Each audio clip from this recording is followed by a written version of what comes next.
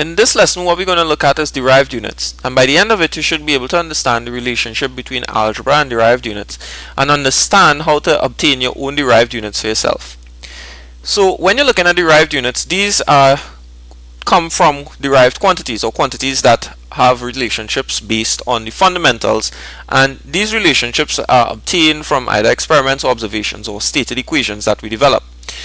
And to get an idea of what I'm talking about, we look at some of the common ones that you'll come across while studying physics. But first we're looking at speed, which is an equation that you would see in any one of your beginner intro classes. It says that speed is equal to distance over time.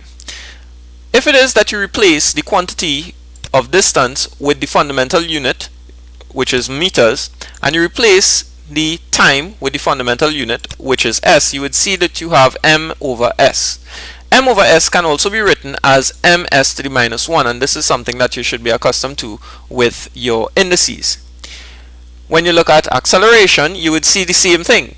You would have a velocity v, which is measured in ms minus 1, and a final velocity, which is v, and an initial velocity u, which is also measured in ms minus 1. And algebra states that you're supposed to factorize the top when I have it separated by a plus or a minus. So we have ms minus 1 on top, and then on the underneath you would have time measured in seconds. So here again you can use some algebra and laws of indices, and you would see that you end up at ms minus 2.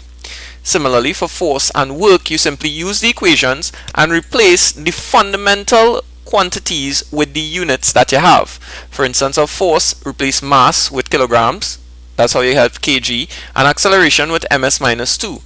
And joining them together is what we use to get the Newton, capital N. And this is an alternative unit to represent force, and the one that you'll be using most of the time.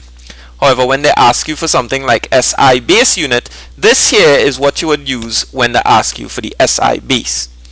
Similarly, for work, if we know the value of force, if we know the unit of force, which is kilogram meters per squared second, and we know that distance is measured in meters, we can see why this here has a m to the power of 2.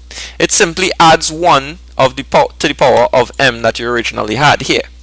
And this is called the joule. Now, Newton and joule, these units were named after scientists that made contributions to the field, and it would be best if you go and read a little bit about the contributions that these two scientists made.